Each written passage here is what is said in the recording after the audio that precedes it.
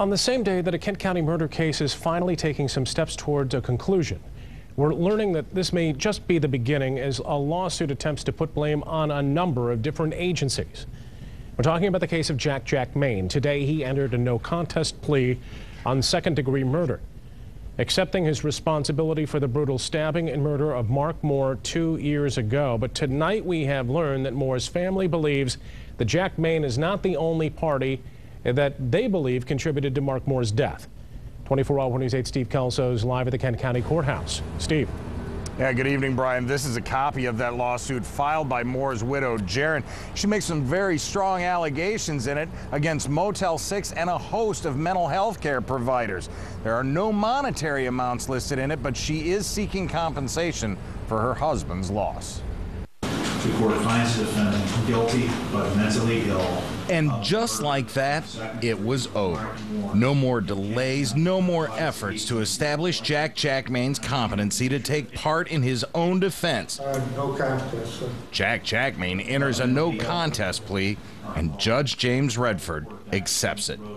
All the while, Mark Moore's family sat silently in the 11th floor courtroom for what appeared to be a rather anticlimactic end to a long, drawn-out saga.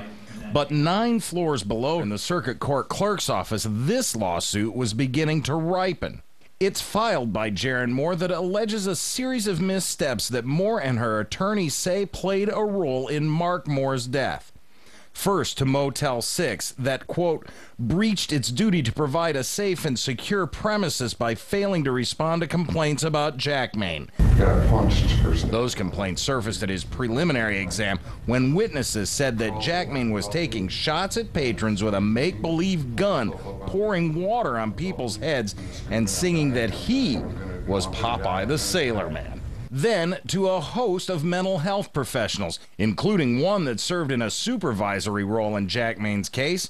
The suit alleges that those companies contributed to Mark Moore's death in one way or another when Jacqmain simply disappeared from court-ordered treatment on August 12th.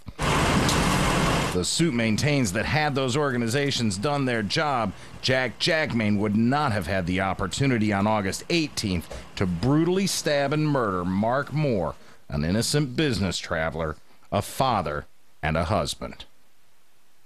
I attempted to contact attorneys for the defendants today without success. I did talk to Thomas Beam. He is an attorney for Jacqmain Moore. He believes that now that the criminal phase of this case is over or beginning to come to an end, this lawsuit will begin to gain some traction. Live in Grand Rapids, Steve Kelso, 24-Hour News 8.